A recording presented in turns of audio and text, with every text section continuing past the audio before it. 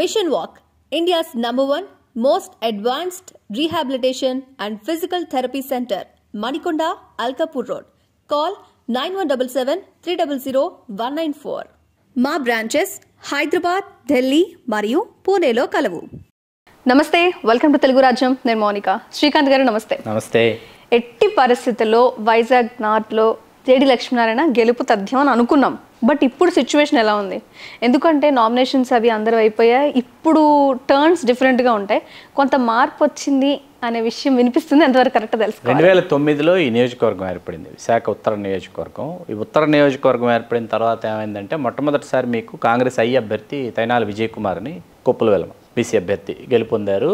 ప్రత్యర్థి ప్రజారాజ్యం పార్టీ షిరీన్ రెహమాన్ గారు వారు పోటీ చేశారు. కేవలం 6000 లోపు ఓట్ల ఆధిక్యతతో తైనాల విజయ్ కుమార్ గారు గెలుపొందారు. గెలుపొందేటప్పటికి 2014కి వచ్చేటప్పటికి ఏమైందంటే వెలమలు కొప్పుల వెలమ గెలిచారు కదా, మనం కొప్పుల వెలమకి ఇద్దామని చెప్పి వైకాపా చొక్కాకుల వెంకట్రావు అని ఆయనకి ఇచ్చింది.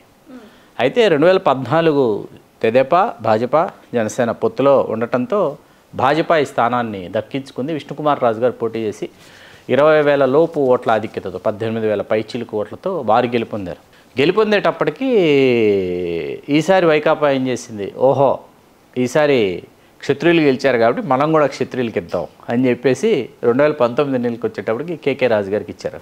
ప్రాక్టికల్ ఎగ్జాంపుల్స్ని పాయింట్లోకి తీసుకున్నారా? కేకే రాజు గారికి ఇచ్చేటప్పటికి ఈసారి కేకే రాజు గారు బరిలో ఉన్నారు, భాజపా అభ్యర్థి విష్ణుకుమార్ రాజు గారు బరిలో ఉన్నారు, జనసేన అభ్యర్థి పసుపులేటి ఉషాకిరణ్ గారు బరిలో ఉన్నారు, తెలుగుదేశం అభ్యర్థి గంటా శ్రీనివాసరావు గారు బరిలో ఉన్నారు. బరిలో ఉండటంతో ఏమైందంటే కేకే రాజు గారి మీద గంటా శ్రీనివాసరావు గారి ఆధిక్యత కేవలం 3,000 లోపు ఓట్లు, 2,563. మీకు ఇక్కడ 16,000 పైచిలకు 17,000 లోపు ఓట్లతో ఉషాకిరణ్ గారు జనసేన అభ్యర్థి, 16,500 ఓట్లు భాజపా అభ్యర్థికి వచ్చాయి. అంతే, వీళ్ళకి వచ్చిన ఓట్లు అవి 16,500, 16,700 అలా వచ్చినాయి అనమాట. మినిమల్ ఓట్స్ అవి అంతే వచ్చాయి. ఇక్కడ ఏమైంది ఈసారి, ఇప్పుడు ప్రస్తుతం 2024 ఎన్నికలకు వచ్చేటప్పటికి కేకే రాజు నియోజకవర్గాన్ని విడిచిపెట్టల. గంటా శ్రీనివాసరావు గారు ఏంటంటే ఆయన ఘన విజయం సాధించేస్తే ఏ నియోజకవర్గంలోనే జయపతాక ఎగురవేస్తే ఇంకా అక్కడి నుంచి ఆయన దర్శన భాగ్యం దొరకదు. ఒక ఇన్ఛార్జిని ఆయన ఒక సామంతరాజుని అక్కడ అపాయింట్ చేస్తారు. వారిని కలిసి ఆ ద్వారపాలకుడిని కలిసి ఆ ద్వారపాలకుడికి అన్నీ నివేదించుకున్న తర్వాతే స్వామివారి దర్శనము దైవాధీనం. అది కూడా వారి ఆదేశానుసారం దొరికితే దర్శనం దొరుకుతుంది, లేకపోతే ద్వారపాలకుడి ద్వారానే కబురు అందుతుంది. అటువంటి ఇమేజ్ గంటా శ్రీనివాసరావు గారి సొంతం. ఇప్పుడు మనం కాసేపు విశాఖ ఉత్తరం నుంచి భీమిలికి షిఫ్ట్ అయితే టాపిక్, భీమిల్లో ఇవాళ ముత్తంశెట్టి శ్రీనివాసరావు గారు ఆయుధం ఏదంటే ఇదే ఆయుధం అన్నమాట. ముత్తంశెట్టి శ్రీనివాసరావు గారు మీకు ఎప్పుడు అందుబాటులో ఉండే ఎమ్మెల్యే కావాలా, లేకపోతే మీకు పార్ట్ టైం ఎమ్మెల్యే కావాలా, టైంపాస్ ఎమ్మెల్యే కావాలని మొదలుపెట్టారు ఆయన. ఇప్పుడు అక్కడ ఒక్కసారిగా 4 రోజుల క్రితం వాతావరణం గంటా శ్రీనివాసరావు గారు గెలిచేస్తారనుకునేటటువంటి వాతావరణం 4 రోజులుగా మారిపోయింది. ఏమని, గంటా శ్రీనివాసరావు గారు గెలిస్తే ఆయన ఉంటారో వస్తారో రారో, ఇక్కడ ఎవరినైనా అపాయింట్ చేస్తాడు, ఆ అపాయింట్ చేసినటువంటి ఆయన దగ్గరికి వెళ్ళి మన నివేదికలు సమర్పించుకుంటా ఉండాలి, ఎంతకాలం కాకపడతాము, ఒకసారి ఎన్నికిస్తే దగ్గరగా ఉంటే అనేది 4 రోజులు జరుగుతూ ఉంది. సరే, మళ్ళీ ఇప్పుడు మనం భీమిలి నుంచి వైజాగ్ నార్త్కి షిఫ్ట్ అయితే ఇక్కడ కేకే రాజు గారు బీజేపీ తిరిగి దక్కించుకుంది పొత్తులో. ఇప్పుడు 2024 పొత్తులో తిరిగి విష్ణుకుమార్ రాజు గారు పోటీ చేస్తున్నారు. ఇక్కడ జనసేన ఈ స్థానాన్ని దక్కించుకోవాలని చాలా ప్రయత్నాలు చేసింది. అట్లాగే తెలుగుదేశం కూడా ఈ స్థానాన్ని దక్కించుకోవాలని వాళ్ళు ప్రయత్నం చేశారు. పొత్తులో ఎట్టి పరిస్థితుల్లో బీజేపీకి విడిచిపెట్టడం ఇష్టం లేదు. ఇక్కడ గోదావరి విశాఖ ఈ రెండు ఎప్పుడు కూడా ఒక హీట్ మెయింటైన్ చేసే ప్రాంతాలు.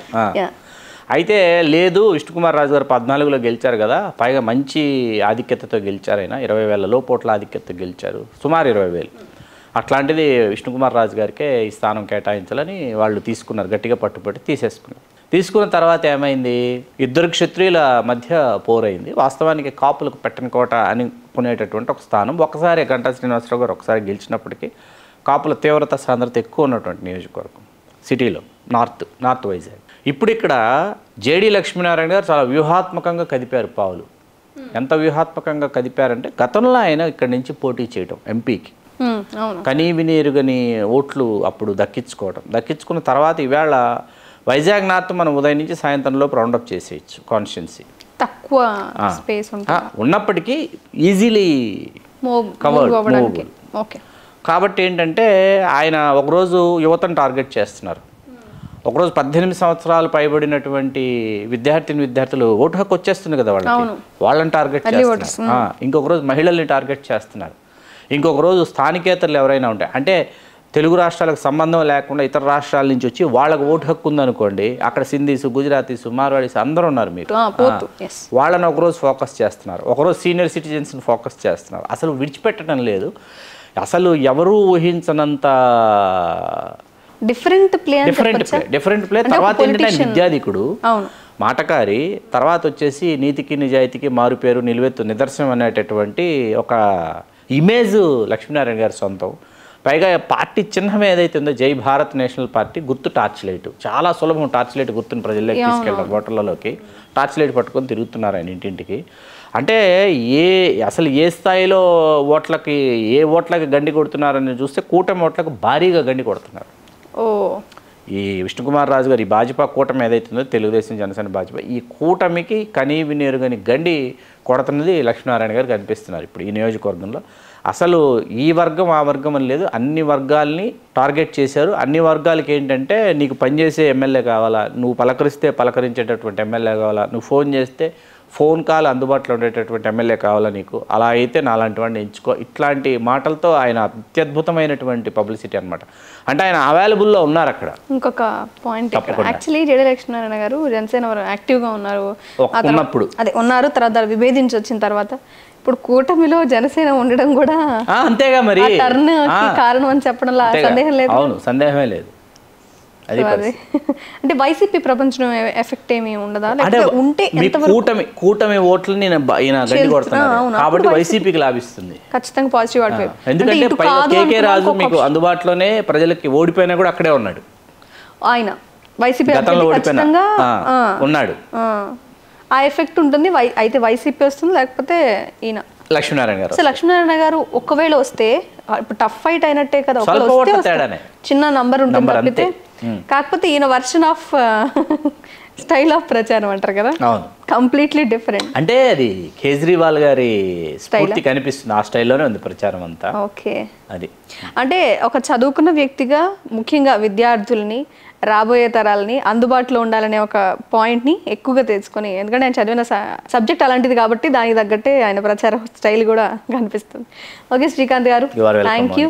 మొత్తానికి విశాఖ నార్త్లో జేడీ లక్ష్మీనారాయణ గారు ఏం చేస్తున్నారు, ఎలాంటి ప్రచారం నిర్వహిస్తూ ఆకట్టుకుంటున్నారు అంటే శ్రీకాంత్ గారు మేము మాట్లాడుకున్నాం డిస్కషన్లో. నిజంగా అంటే ఇప్పుడు కూటమి గెలవకూడదు అని ఆయన ట్రై చేస్తున్నారు అనేది ఎంత వాస్తవమో ఆయన ప్రచార శైలి చూస్తే అర్థమవుతుంది. వైసీపీ గెలుస్తుందా లేకపోతే జేడీ లక్ష్మీనారాయణ గెలుస్తారా అనేలాగా సిచ్యువేషన్ విశాఖ నార్త్లో కనిపిస్తుంది. సో థ్యాంక్ యూ శ్రీకాంత్ గారు. Keep watching Telugu Rajyam. Please do subscribe to Telugu Rajyam channel. Please do subscribe to Telugu Rajyam channel. Please do subscribe to Telugu Rajyam channel. Hi అండి, నేను మీ ఆర్పీని, నెల్లూరు పెద్దారెడ్డి చేపల పులుసు ఓనర్ని. మీరు తెలుగు రాజ్యం అనే ఈ యూట్యూబ్ ఛానల్ సబ్స్క్రైబ్ చేసుకుని మంచి మంచి వీడియోలతో వస్తారు. Thank you so much. Hi people, I'm Sonakshi Verma and you please watch Telugu Rajyam and please subscribe to the channel.